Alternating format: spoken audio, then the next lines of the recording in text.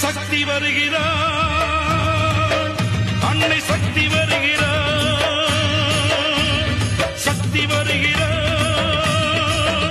அன்னை சக்தி வருகிறார். சர்வமும் அவளாட்சி செய்ய வருகிறாள்.